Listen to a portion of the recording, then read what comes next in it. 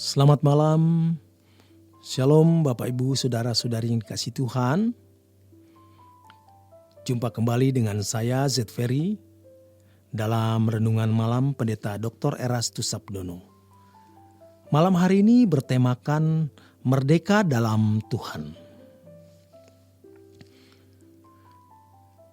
Sangat mudah bagi seseorang untuk mengaku sebagai milik Kristus. Tetapi apakah benar dirinya benar-benar milik Kristus? Banyak orang Kristen mengaku milik Kristus. Tetapi sebenarnya mereka masih memiliki dirinya sendiri.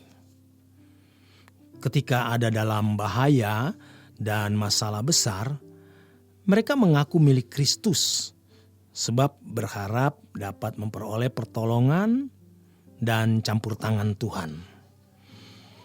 Tetapi dalam kehidupan sehari-hari, ketika tidak ada dalam bahaya atau tidak memiliki masalah berat, mereka memiliki dirinya sendiri. Ini sikap licik dan curang. Tetapi banyak orang tidak menyadarinya. Mereka memandang Tuhan sebagai alat, bukan tujuan.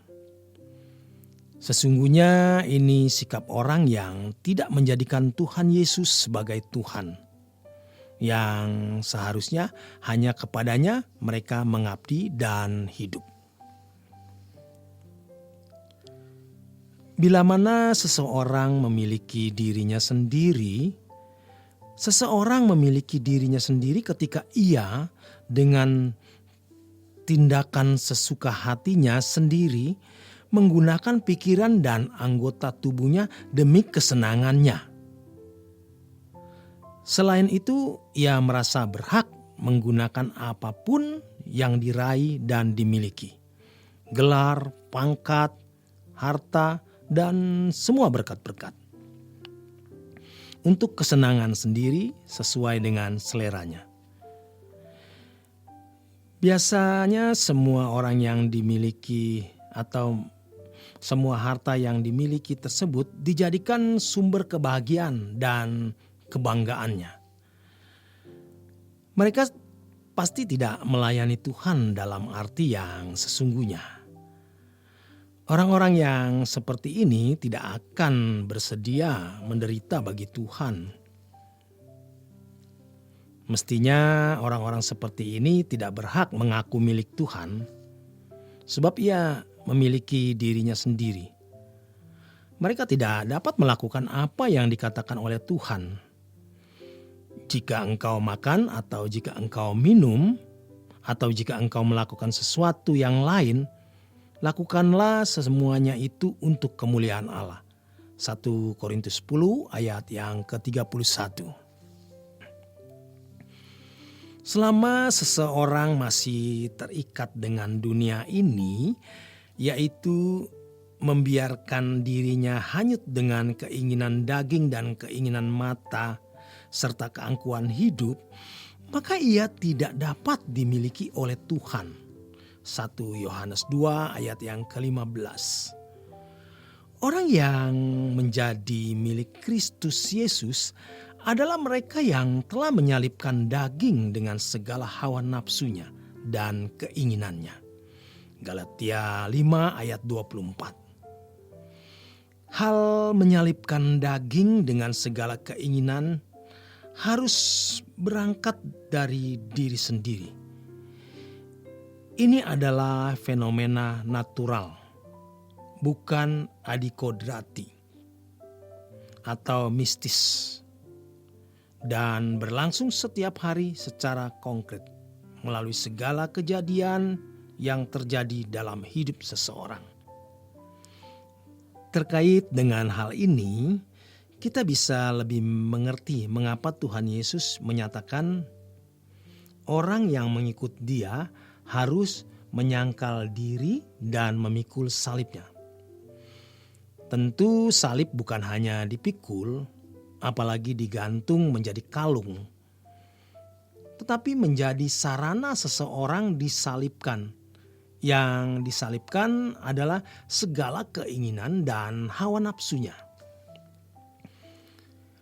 Bagaimana dengan jemaat Roma yang menerima surat Paulus dalam Roma 1 ayat 16 tersebut? Tentu saja secara komunitas jemaat Roma adalah jemaat yang sangat luar biasa.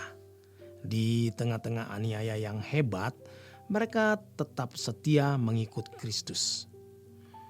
Tentulah sebabnya kabar tentang kualitas iman jemaat Roma sampai tersiar luas di seluruh dunia. Tentu dunia yang dimaksud pada waktu itu dunia di mana Injil sudah diberitakan, khususnya wilayah pemerintahan Roma. Jadi kalau mereka disebut sebagai milik Kristus adalah sangat benar. Mereka sudah menjadi milik Kristus. Harus dipahami bahwa mereka bisa menjadi milik Kristus dengan benar setelah mereka membuktikan ketaatannya kepada Tuhan dan kehidupan iman kepada nama Yesus Kristus. Jemaat Roma adalah jemaat yang rela kehilangan segala sesuatu demi Kristus. Hal ini senada dengan yang dikemukakan oleh Paulus dalam kesaksian hidupnya. Oleh karena dialah aku telah melepaskan semuanya itu dan menganggapnya sampah, supaya aku memperoleh Kristus. Filipi 3 ayat 7 dan 8. Hanya orang-orang yang rela tidak bermilik apapun yang dapat memiliki Tuhan. Mereka adalah orang-orang yang dimiliki Tuhan secara fakta, de facto. Memang secara hukum, de jure, darah Tuhan Yesus telah menebus orang percaya. Sehingga mereka bukan milik mereka sendiri. Tetapi apakah kepemilikan Tuhan atas mereka diakui oleh individu orang percaya adalah hal yang harus diperhatikan. Menjadi milik Kristus bukan sesuatu yang bisa terjadi atau berlangsung dengan mudah. Seperti jemaat Roma, mereka harus mempertahankan iman mereka dengan mempertaruhkan darah dan nyawa mereka. Kalau mereka masih merasa memiliki diri sendiri, tentu mereka tidak akan bersedia dan tidak akan sanggup bersikap setia kepada Tuhan. Tetapi mereka rela menderita dan kehilangan segala sesuatu, bahkan nyawa mereka, demi iman yang benar. Demikian kebenaran firman Tuhan malam hari ini. Selamat berjuang, selamat beristirahat. Tuhan memberkati.